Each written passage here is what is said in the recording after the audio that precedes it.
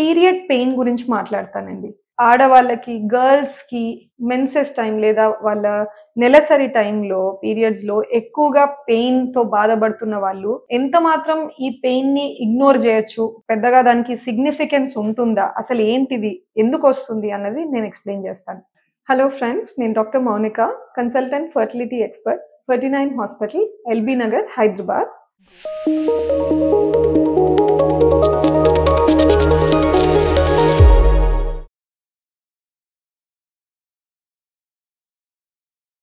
Period పెయిన్‌ని clinical టర్మ్స్‌లో మేము టర్మ్స్‌లో దాన్ని డిస్మెనోరియా అంటామండి. సో, ఈ డిస్మెనోరియా పీరియడ్ పెయిన్ అన్నది ఎందుకొస్తుందంటే, మన బాడీలో పీరియడ్స్ టైంలో ప్రోస్టాగ్లాండిన్స్ అన్న ఒక సబ్స్టెన్సెస్ ప్రొడ్యూస్ అవుతాయి.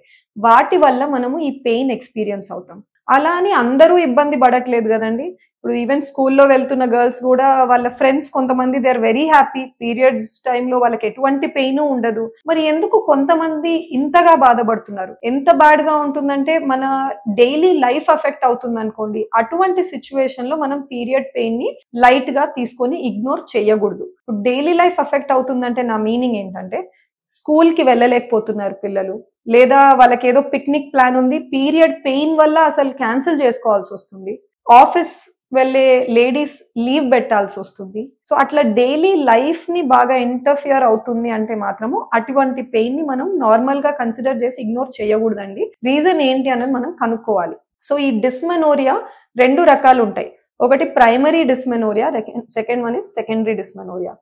కొన్నిసార్లు ప్రైమరీ డిస్మెనోరియాలో ఏమవుతుందంటే ఓన్లీ హార్మోనల్ ప్రాబ్లమ్స్, సరిగ్గా గర్భసంచి మూవ్‌మెంట్ కాంట్రాక్షన్స్ సరిగ్గా ఉండి కింద గర్భసంచి మూతి కరెక్ట్ గా ఓపెన్ అవ్వకపోవడం వల్ల వాళ్ళకు ఆ పెయిన్ ఎక్స్‌పీరియన్స్ అవుతూ ఉంటారనమాట. దీనికి మనం చేయగలిగింది ఏంటి అంటే, మనం తినే ఫుడ్‌లో మార్పులు తీసుకురావాలండి డైట్‌లో. ఈ పికిల్స్, చట్నీస్, ఎక్కువగా స్పైసీ ఫుడ్, బయట ఫుడ్ లేదా మైదా, ఎక్కువ షుగర్స్, సో ఇవన్నీ ఏవేవి ఉన్నాయో అవన్నీ మనం try to avoid. Fresh leafy vegetables, మంచి ఫ్రూట్స్, యాంటీ ఆక్సిడెంట్స్ ఎక్కువ ఉన్న లాంటి ఫుడ్ మనం తీసుకోగలిగితే చాలా మటుకు ఈ ప్రాబ్లం మనం తగ్గించవచ్చు. సెకండ్ వచ్చేసి యోగా, ఎక్సర్సైజెస్, మెడిటేషన్ ఇవి చాలా హెల్ప్ అవుతాయండి. ఇవి ఏదో సింపుల్ గా అందరూ చెప్తూనే ఉంటారు, యోగా చేయమంటారు, ఎక్సర్సైజ్ చేయమంటారు, హౌ విల్ ఇట్ హెల్ప్ అని అనుకుంటారు కానీ డెఫినెట్ గా చాలా హెల్ప్ అవుతుందండి. మీరు గనుక ఈ డైట్ లో వేరియేషన్ తెచ్చి కంబైన్డ్ విత్ ఎక్సర్సైజెస్ ఏమన్నా మీరు రొటీన్ స్టార్ట్ చేసుకోగలిగితే మాత్రము you will see major improvement. మీ పెయిన్ చాలా మటుకు తగ్గిపోతుంది అనమాట. సెకండ్ కేటగిరీలో ఏమవుతుందంటే, వీళ్ళకు పెయిన్ రావడానికి ఏదో రీజన్ ఉంటుంది లోపల.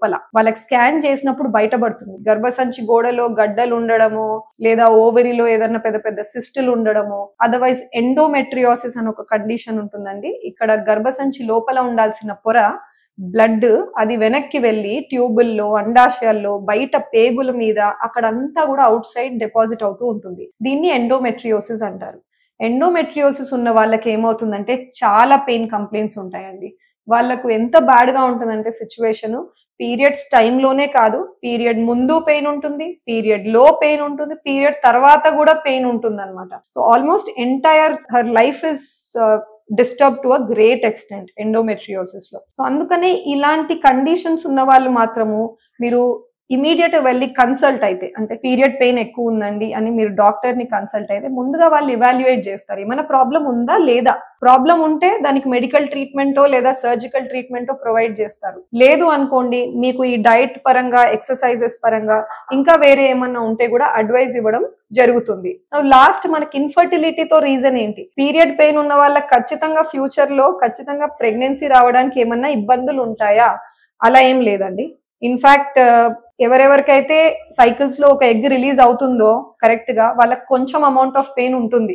ఓవ్యులేటరీ సైకిల్స్ అంటాం వాటిని. అనోవ్యులేటరీ సైకిల్స్, నీటి బుడగల సమస్యతో బాధపడే వాళ్ళు, వాళ్ళకి ఒక ఎగ్ పెరిగి విడుదల అవ్వకపోవచ్చు. సో అలాంటి వాళ్ళకు 2 months కో 3 months కో ఒకసారి పీరియడ్ వస్తుంది, కానీ వాళ్ళకి పెయిన్ కంప్లైంట్స్ ఉండవు అనమాట అసలు. ఎప్పుడు కూడా ఎగ్ రిలీజ్ కాని cycle, anovulatory cycles are usually painless. So pain మనకు స్లైట్ అమౌంట్ ఉంటే ఓకే, కానీ ఇమ్మెన్స్ గా ఉంది, చాలా ఎక్కువగా ఉందంటే మాత్రం మీరు కన్సల్ట్ అవ్వాలి. ఇనిషియలీ మేము పెయిన్ కిల్లర్స్ ఇస్తామండి. దాన్ని ఎన్ఎస్ఐడ్స్ అంటాము, non steroidal anti inflammatory drugs. అవి హెల్ప్ అవ్వట్లేదు అంటే నెక్స్ట్ మేము హార్మోనల్ పిల్స్ కి మూవ్ ఆన్ అవుతాం. Hormonal pills for ever life long మనం తీసుకోలేం కాబట్టి life style interventions, diet and exercise changes అన్నవి మేజర్, ప్రతి ఒక్కరు ఖచ్చితంగా ఫాలో అవ్వాల్సిన విషయాలు. ఇన్ఫర్టిలిటీకి ఏమన్నా దారి తీస్తుందా, ప్రెగ్నెన్సీలో రావడానికి ఏమన్నా సమస్య దారి తీస్తుందా ఫ్యూచర్ లో, ఇట్లా బాగా పెయిన్ ఫుల్ పీరియడ్స్ ఉండే గర్ల్స్? నాట్ నెసెసర్లీ అండి, ఖచ్చితంగా దారి తీస్తుందని లేదు.